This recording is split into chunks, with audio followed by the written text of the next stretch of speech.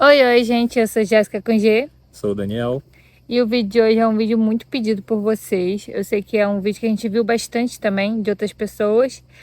A realidade muda de uma pessoa para outra, o seu planejamento não necessariamente tem que ser igual ao nosso, Sim.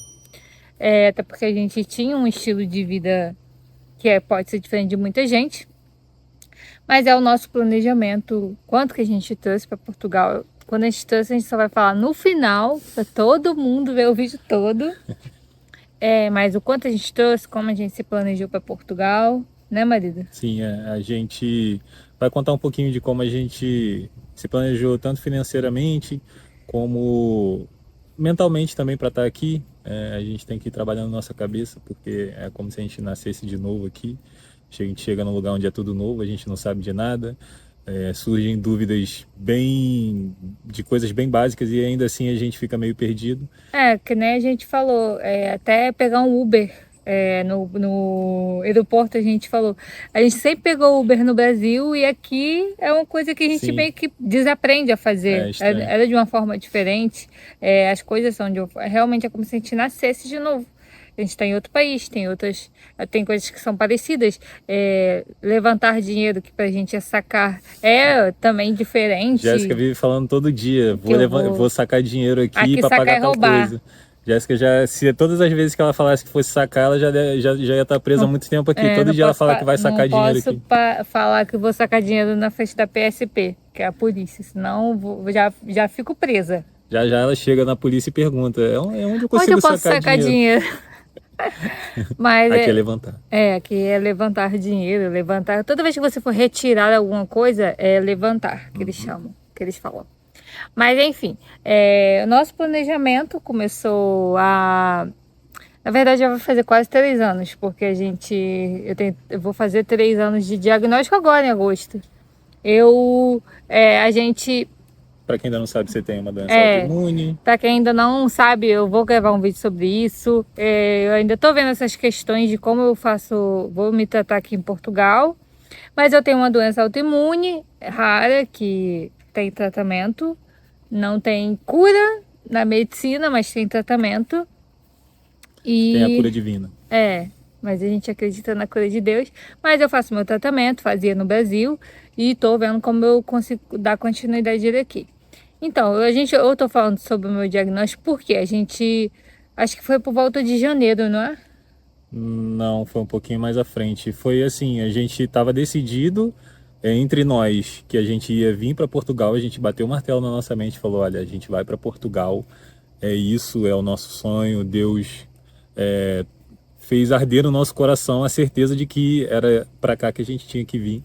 Dá o contexto. A gente, muitos anos atrás, pensou em ir pra Irlanda, É, aí tinha um amigo conhecido que estava morando aqui em Portugal e por acaso ele comentou na sua Ele foto. comentou numa foto minha, e aí a gente estava muito tempo sem se falar, a gente começou a trocar ideia, e aí ele contando a experiência dele aqui de Portugal, e aí por um assunto despretensioso, acendeu uma faísca na minha cabeça, eu conversei com a Jéssica também se animou, a gente começou a ver muito conteúdo de Portugal, a gente começou a se animar muito, e aí foi aí que a gente tomou a decisão e falou: não, é isso que a gente quer pra gente não quer mais viver a nossa vida, nosso cotidiano de sempre aqui, a gente já tá meio que cansado, a gente não ia para lugar nenhum, ficava sempre na mesma estaca, e a gente falou: não, a gente tem que viver essa aventura.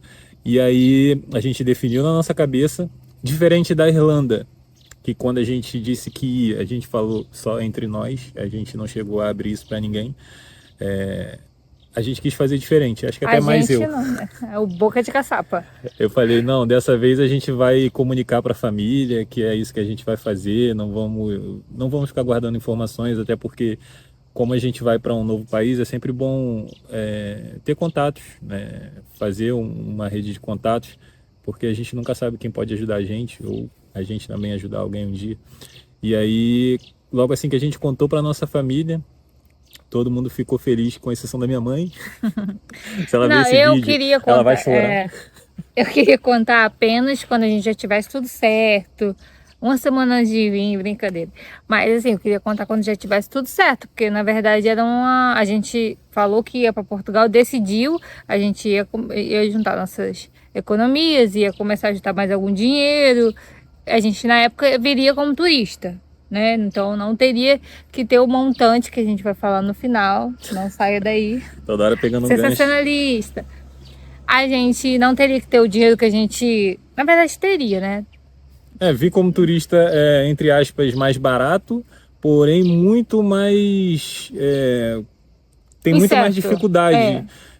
O risco é maior, as dificuldades aqui são maiores, o tempo que você leva para se regularizar é maior. Hoje em dia nem dá mais, mas na época ainda daria. Na época tinha essa chance. Mas a gente, como na época não existia o visto que a gente veio, então era a nossa oportunidade, era essa. Então a gente viria como turista na época. Então a gente já estava ele falou com a família dele, eu falei com a minha. Aí, um mês depois, eu já vinha sentindo dores, tinha o fenômeno de Renault, que é essa fotinha aqui que eu vou deixar como fica minha mão no frio. E na época eu trabalhava como recepcionista numa clínica... Acho que é melhor você dar mais detalhes quando você for contar. Mas eu vou mostrar rapidinho só para vocês terem noção. Então na época eu comecei a investigar e eu fui diagnosticada com a doença autoimune. Na época... foi muito conturbado, porque... Foi um pesadelo pra gente. Porque como que eu ia sair do Brasil com a... Recém-diagnosticada com a doença não controlada. Minha doença na época não estava controlada. Era muito difícil.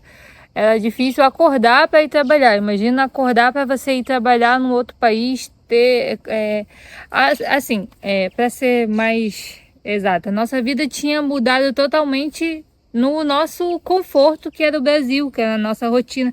Imagina eu mudar de rotina se eu já não sabia nem viver na minha rotina perto da minha família. Essa época foi muito importante eu estar perto da minha família, a minha mãe, que minha mãe me ajudou muito, porque eu realmente fiquei muito ruim, não conseguia fazer minhas coisas de casa, não conseguia fazer nada na época. E aí até você acertar a medicação, até a medicação fazer efeito, foi um processo. Então a gente meio que pausou isso, né? Esse nosso sonho de Portugal. A gente não desistiu.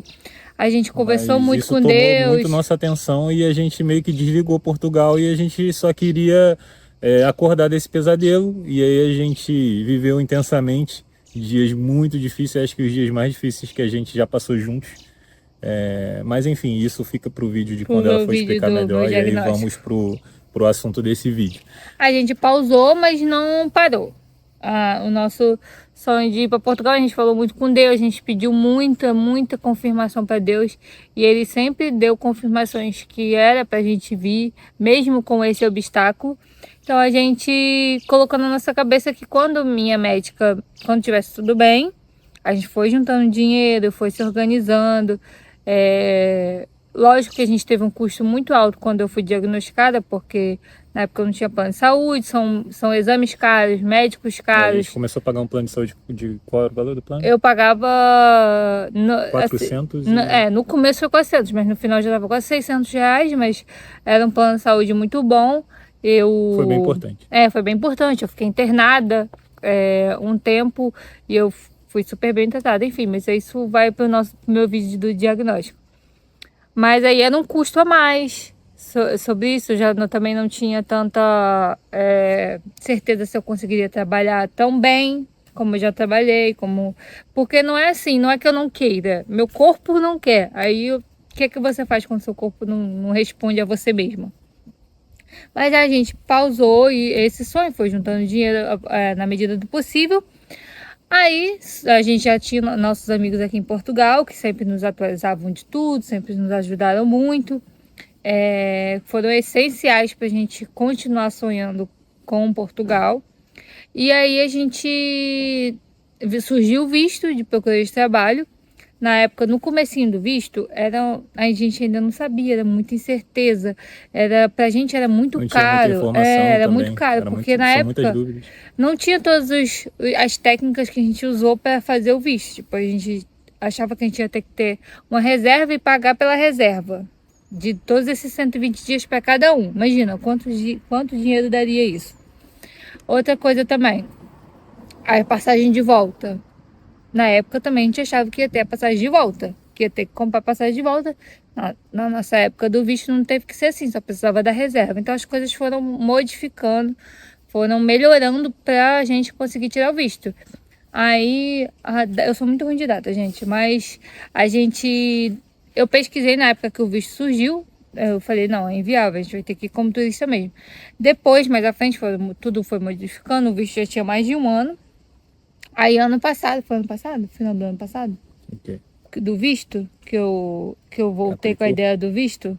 Não, que eu Não voltei lembro com a... exatamente, Mas mas foi acho no que foi final do ano mais passado. no finalzinho do ano passado.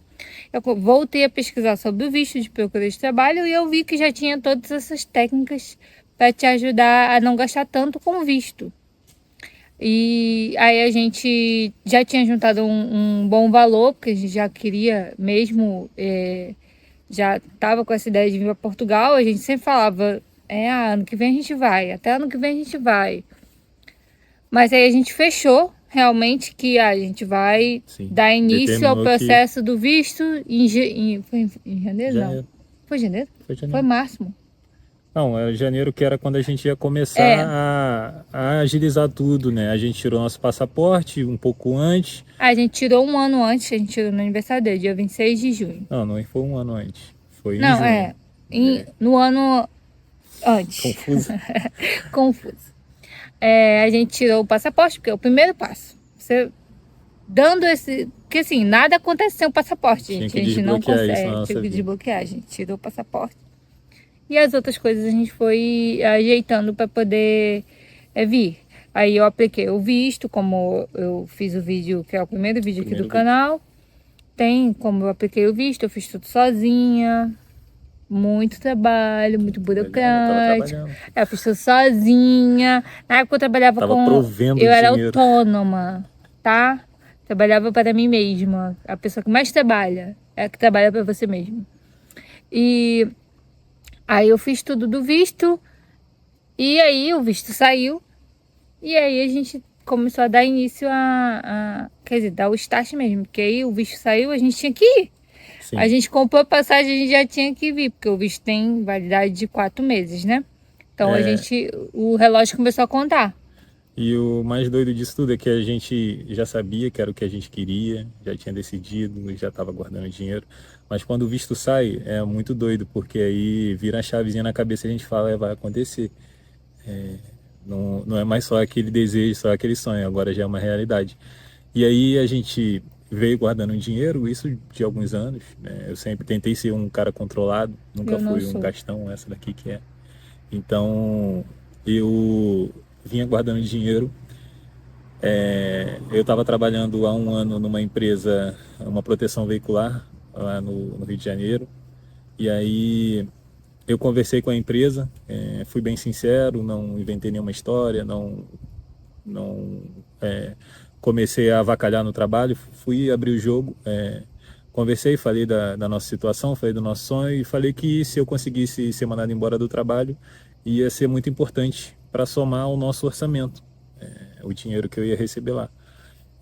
Inclusive era uma coisa que eu tinha que meio que condicionado até que se eu conseguisse ser mandado embora da empresa, eu poderia ter a chance de comprar o carro logo quando a gente chegasse aqui, porque sem esse dinheiro da demissão, provavelmente eu não conseguiria comprar o carro. A gente ia ter a reserva que mais ou menos a gente calculou que seria para a gente não passar nenhum aperto aqui, mas ainda não ia dar para comprar o carro. E aí, graças a Deus, graças às pessoas que me ajudaram lá na empresa, graças ao dono da empresa, as coisas ficaram favoráveis, eu consegui ser demitido da empresa, e aí eu consegui pegar um dinheiro considerável.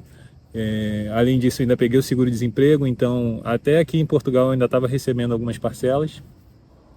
E acho que chegou a hora de a gente contar quanto foi. Calma, que eu pulei também a parte do... Ela gosta de falar, gente, tá? Perdoa. Não, é porque eu pulei a parte do... O diagnóstico foi muito importante. A minha médica me liberou para vir, que a gente esperava muito isso. Se ela me liberasse, a gente viria. Se ela não me liberasse, ela me liberou, falou, a doença está controlada, se você continuar o tratamento lá, não há problema nenhum você viajar. Tanto que quando eu comecei a fazer o tratamento, eu já falei que eu queria ir para Portugal, então ela já sabia essa questão. Mas agora a gente vai falar o valor. Rufem os tambores. Então, eu vou deixar para ele, porque nem eu lembro, gente. Não dá para falar os valores exatos.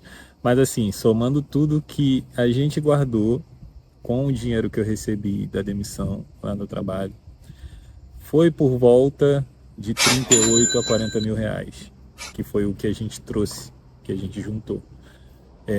Ainda tinha um pouco mais, mas a gente já está descontando desse dinheiro o que a gente gastou de passagem. A passagem foi mais ou menos uns 3 mil para cada um, com as taxas, com mala. A gente conseguiu uma passagem a 3 mil para cada um. E foi mais ou menos o que a gente juntou, uns 38 mil, quase 40 mil reais. Só que a gente não deu muita sorte, por quê? Porque quando chegou o nosso momento de converter, a gente não, no nosso planejamento, a gente meio que falhou nessa parte de não começar a converter o real em euro com antecedência, porque logo assim que estourou a guerra da Ucrânia e da Rússia, o euro caiu muito e a gente não pegou, porque ainda estava muito longe do nosso momento de vir, a gente não quis arriscar. A gente não achou que ele ia chegar onde ele está agora. Na época da guerra, o euro acho que estava 5,20, 5,15. Quando a gente veio, o euro estava 5,60 mais ou menos. Então a gente não converteu todo esse dinheiro para euro. A gente trouxe mais real, real. A gente converteu uma parte e a gente pensou, se a gente precisar, a gente converte o resto. Vai converter. Porque toda vez que a gente converte, a gente perde muito para moeda. Então não vale a pena a gente chegar aqui e transformar todo o nosso dinheiro em euro, que a gente não sabe nem qual é o nosso dia de amanhã. Então a gente foi com o pé no chão. Se a gente precisar para calção, para aluguel, a gente converte. Se a gente precisar para comprar o carro, a gente converte. E aí a gente converteu uma parte, se eu não me engano, 1.500 euros mais ou menos. E foi o que a gente trouxe e o resto ainda continuava em real. Aí depois, quando eu fui comprar o carro, eu converti de novo, só que o euro veio numa sequência de alta muito grande. Quando eu converti para comprar o carro, já estava acho que 5,85. Hoje que a gente está gravando esse vídeo, se eu não me engano, eu vou confirmar, posso até botar aí se estiver errado. Acho que estava 6,12 que eu vi. Se é 6,12, mas essa semana eu via 6,25. Então o euro está totalmente desregulado. Então se a gente ainda tivesse que, assim, a gente não, esse dinheiro que a gente trouxe, boa parte ainda está em real. Mas a gente não quer usar esse dinheiro e transformar ele em euro, não. A gente quer fazer o dinheiro aqui. Que agora a gente já recebe dinheiro daqui. Isso, a gente já trabalha. Salário. Então a gente quer se manter com o que a gente ganha aqui. O que a gente trouxe é uma reserva, para algo emergencial. Eu sempre fui muito cauteloso, então assim, eu sempre gostei de ter uma reserva. A gente não sabe do que a gente pode precisar. Então, eu trouxe esse volume de dinheiro, de repente para alguns pode ser muito, para outros pode ser pouco. A gente é só eu e ela, a gente não tem filhos. Lembrando também que a gente já veio com um local certo para ficar. A gente já ia ficar com os nossos amigos. Isso então, poupa assim, muito da despesa. Isso a gente não teve custo com relocation, porque a gente já tinha o local onde ficar, então a gente não gastou com alojamento, a gente não gastou com hotel, então tudo isso você tem que botar na ponta do lápis, lembrando que você tem que ter 3 salários mínimos para comprovar cada pessoa no visto, então isso tudo tem que entrar no seu orçamento. Nós somos um casal, não temos vício, não gostamos de gastar muito, eu gosto, mas eu já estava bem mais controlada no final. Eu gosto muito de gastar com roupa, mas... Eu só gasto com videogame. Aí a gente não é de luxo, não é de gastar muito, então uma vida assim, simples. Você tem que colocar tudo isso na ponta do lápis. Tem gente que vai falar que 38 mil, eu já vi vários vídeos das pessoas falando que o certo é trazer 50 mil, pra gente era impossível trazer 50 mil. A gente raspou de todas as partes que podia. A gente e ainda não vendeu, só não vendeu nossa casa porque a gente não podia vendê-la e para ter nossa segurança também. A gente vendeu algumas coisas que tinha em casa para contribuir, esqueci de comentar isso. A gente vendeu algumas coisas que ainda tinham um certo valor em casa, outras coisas já estavam meio velhas, outras coisas a gente resolveu deixar lá também porque a gente tem nosso cantinho lá, a gente não paga aluguel. Aconteça o que acontecer, nós temos nossa casa. A gente tem para onde voltar. E então é basicamente isso. Esse é o dinheiro que a gente trouxe. Para uns pode, como eu falei, para uns pode parecer muito, para outros pode parecer pouco. Para quem está no Brasil às vezes escuta, parece que é muito dinheiro, mas chega aqui não é nada. E aí quando a gente perde por uma moeda muito alta. A então, moeda aqui é muito alta. Então a questão é você chegar e começar a receber logo por aqui, que aí você para de perder para a moeda e aí você começa a estabilizar a sua vida, que é graças a Deus que a gente está vivendo hoje. Eu e ela, a gente já está trabalhando, eu já já vou para o meu 3º salário no próximo mês, ela vai para o 2º. Então as coisas estão caminhando, a gente não quer mais mexer no nosso dinheiro, na nossa reserva, a gente quer somar e guardar com o que a gente vai ganhar aqui. A gente vai fazer depois um vídeo de quanto a gente ganha, de como é o nosso trabalho, vai contar um pouquinho da experiência de como é trabalhar aqui em Portugal. Sim, é isso o vídeo de hoje. Espero que vocês tenham gostado. Espero que tenha ajudado a quem está se planejando para vir para Portugal. Lembrando mais uma vez, essa é a nossa realidade. Pode parecer muito dinheiro, mas eu acho que é um dinheiro base. Menos que isso, eu acho que seria mais difícil. A gente tentou ao máximo chegar aqui e não passar sufoco. Então a gente entendeu que essa quantia era uma quantia que deixava a gente, entre aspas, confortável, sem desesperar, pelo menos no início, porque a gente tem que ter uma base no início, porque a gente não sabe quanto tempo vai demorar para arrumar emprego. Tem o calção, a gente não sabe como vai ser a despesa de aluguel. Então esse montante era para nos tranquilizar no início. Mas não que obrigatoriamente você tenha que ter esse valor. Tem gente que veio com muito menos e se organizou muito mais rápido até do que a gente aqui. Cada um vive sua história, cada um tem a sua condição, sua realidade, seu custo de vida. Uma coisa também, pesquisem muito sobre onde vocês vão ficar. A cidade. Isso conta muito a questão de trabalho, de arrendamento. Nem sempre uma cidade que tem um arrendamento muito barato vai te dar muitas opções de emprego. Então, é aquele barato que sai caro, porque você tem um arrendamento barato, mas aí você não tem emprego para pagar o arrendamento. Aqui em Pombal a gente tem isso, né, de conseguir morar próximo de Pombal e pagar mais barato. A gente mora num quarto, mas a gente está procurando uma casa, né?